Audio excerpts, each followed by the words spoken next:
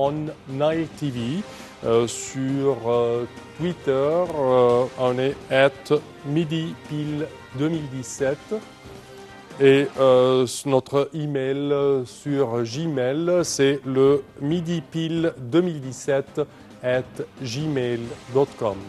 Et une petite pause, on vous retrouve tout de suite, chers téléspectateurs.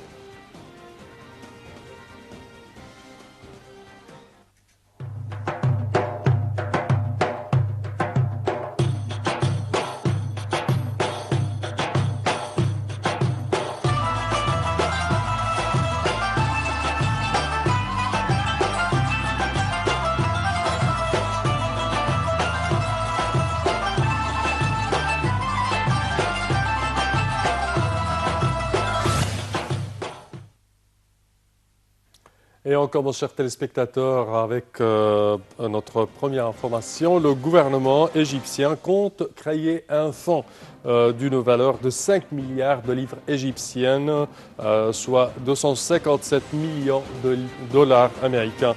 L'annonce a été faite par la Banque centrale égyptienne. Ce fonds permettra de relancer le secteur touristique égyptien.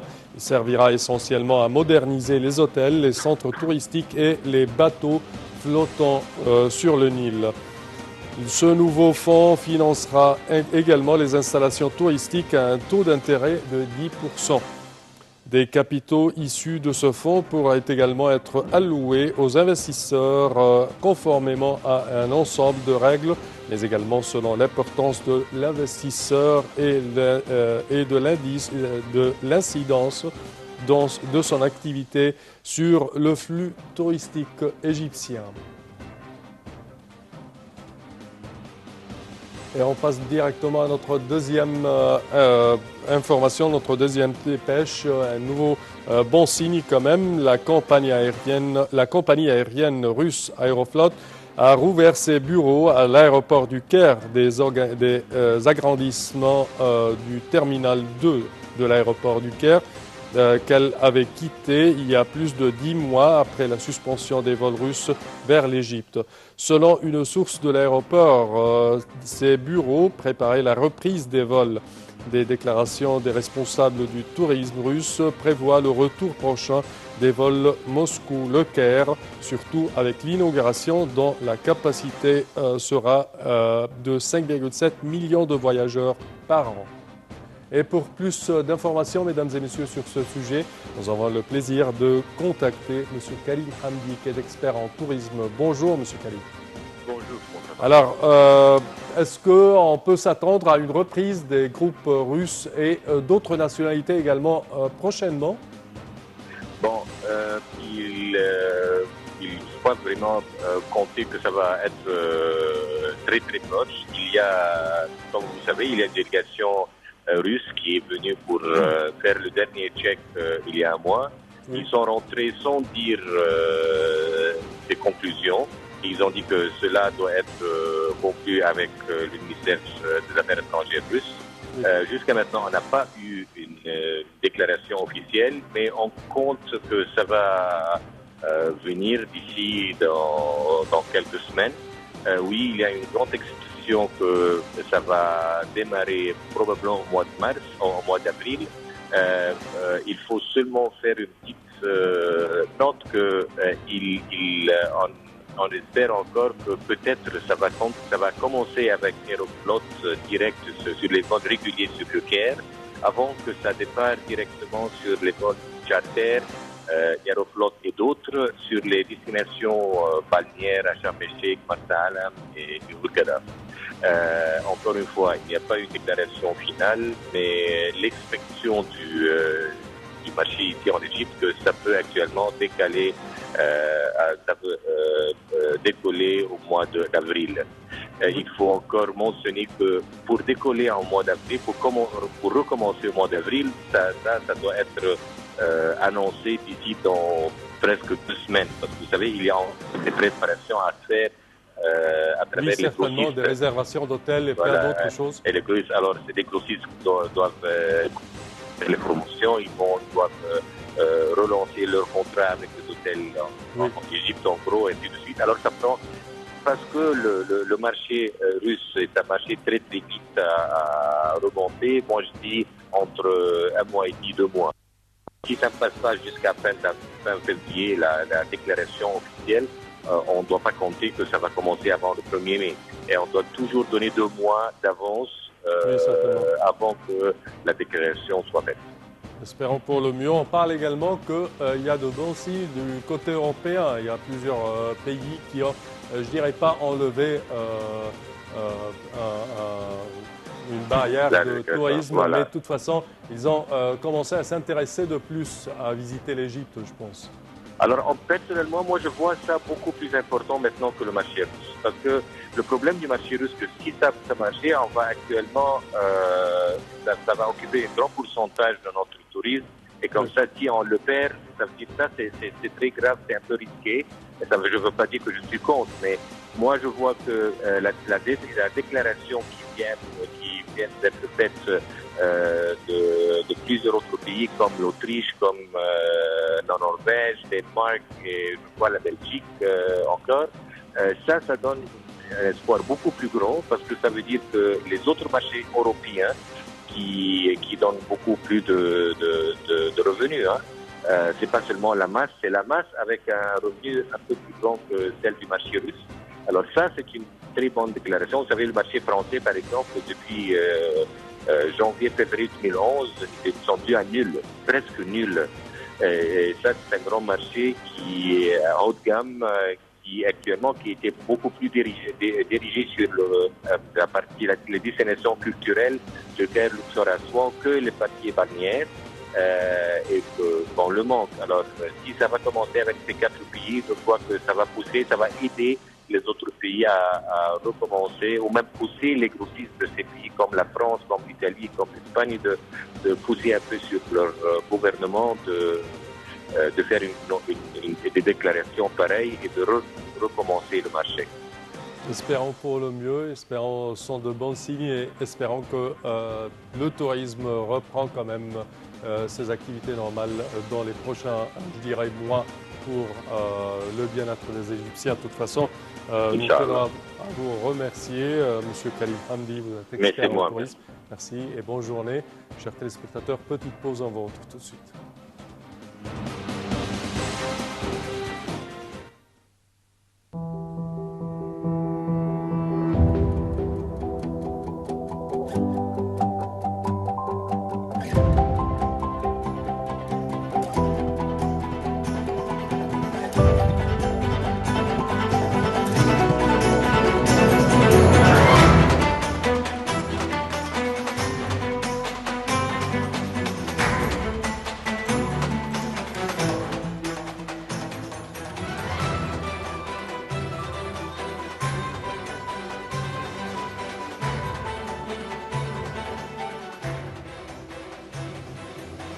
Présent, chers téléspectateurs, on vous présente un reportage, cette fois-ci un reportage un tout petit peu concernant les bas-reliefs et les reliefs en général quand même. Les artisans à l'époque des pharaons quand même utilisaient le mathématique pour bien quand même diviser et relater les reliefs dans les tombes et les temples égyptiens. Surtout, ils ont fabriqué des colonnes à partir de matières naturelles pour faire les peintures et les reliefs. Plus de détails dans ce commentaire signé Wells. Voyons ça.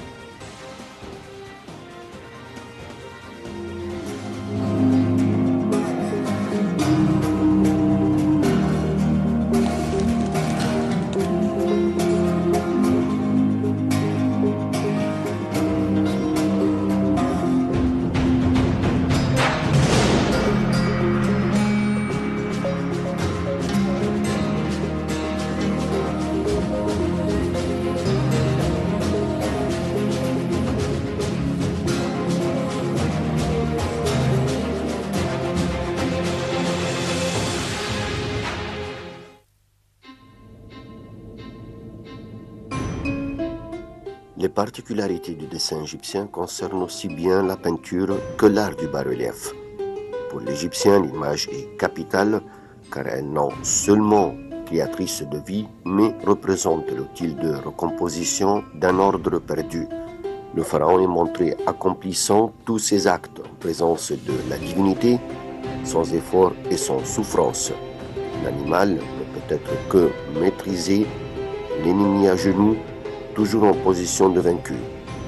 De plus, l'image est volontairement partielle et déformée. On peut d'abord noter l'absence délibérée de perspective. Les règles de base de la perspective permettent de représenter des volumes sur une surface à 2 dimensions.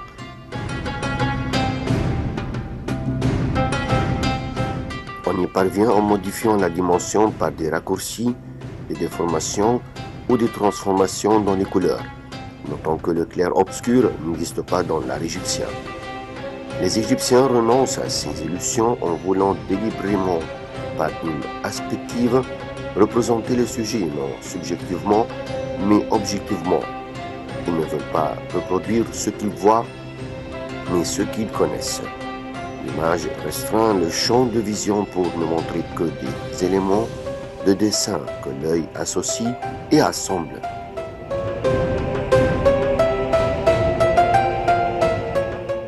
L'artiste utilise un jeu de lignes, une ligne verticale pour l'axe central et 6 lignes horizontales marquant le niveau des genoux, des coudes, des aisselles, du cou et de la coiffure. Le dessin égyptien évitera les vues en enfilade, mais placera les personnages les uns à côté des autres ou sur plusieurs registres. La seconde particularité du dessin égyptien consiste à représenter les figures de profil. Pour la tête, l'œil, élément principal de l'expression, apparaît toujours de face. Oreilles et bouche sont réduits à l'essentiel.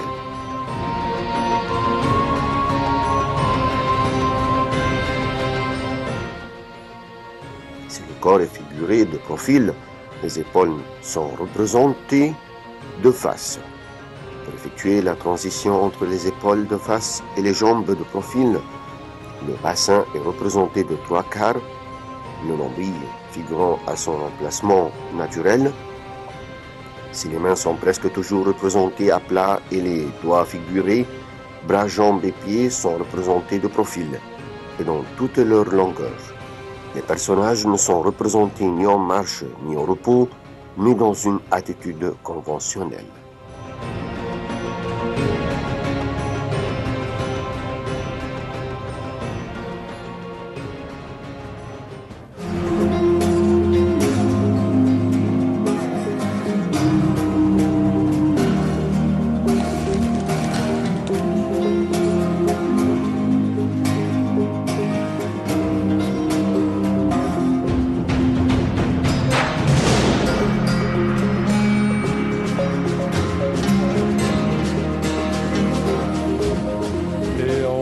Chers téléspectateurs, avec notre portrait prochain quand même, au nord d'Assouan quand même, juste dans la ville de Komombo, où il y a le temple du même nom, le temple de Komombo, qui est un des temples ptolémaïques en Égypte quand même. Ce temple est complètement différent d'autres temples du fait il se distingue en fait du fait qu'il est dédié à 2 divinités ensemble, à savoir Horus et Sobek.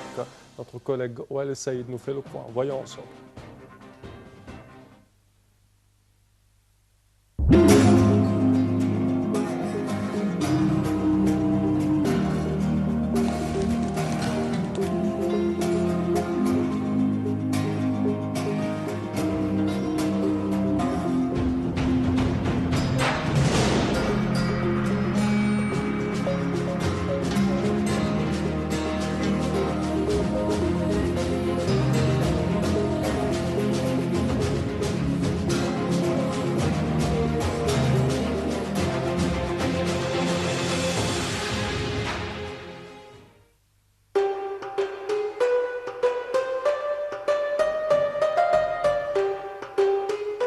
Le temple ptolémaïque de Komombo est un temple double consacré au dieu Sobek à tête de crocodile, dit Soukhous, et au dieu Aroris, dit Horus l'Ancien, à tête de faucon.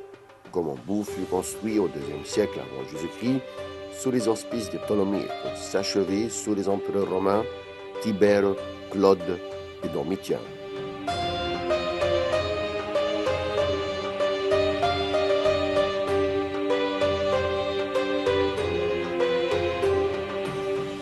La cour d'entrée, on voit le pylône de l'entrée qui s'ouvre sur la cour et détruit des 16 colonnes. Les portiques qui entouraient la cour sur 3 côtés ne subsistent que des tronçons. Sur ces bases de colonnes, sur ce qui reste des murs de la cour et sur la face interne du pylône, on voit quelques fragments de relief qui ont gardé leur couleur.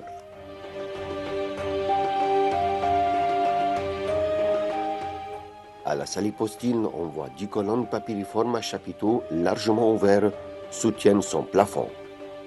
Aux antichambres, on y observera les reliefs des colonnes à gravure profonde avec des représentations de différents dieux ainsi que des bandes d'inscriptions. Les reliefs sur les murs multiplient les représentations du roi devant les dieux.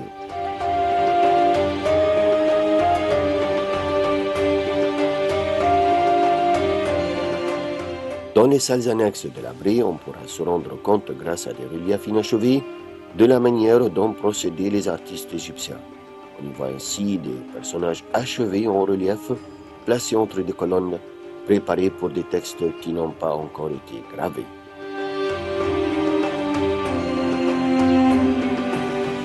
Le temple de Komombo est situé à 117 km au sud de Luxor, à 165 km d'Edfou et 45 km d'Assouan.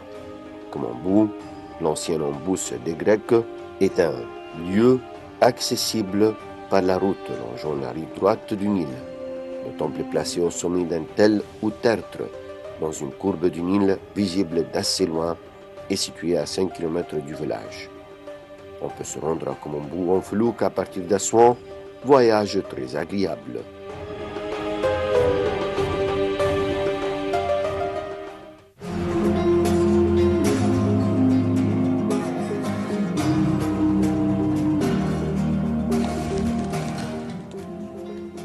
C'est avec ces airs pharaoniques, chers téléspectateurs, que prend fin notre édition d'aujourd'hui de Midi Pile. Nous vous rappelons quand même nos contacts sur Facebook. Nous sommes toujours disponibles avec Midi Pile on Nile TV. À nouveau, sur Facebook, Midi Pile on Nile TV. Si vous passez à Twitter, alors c'est @midipile2017.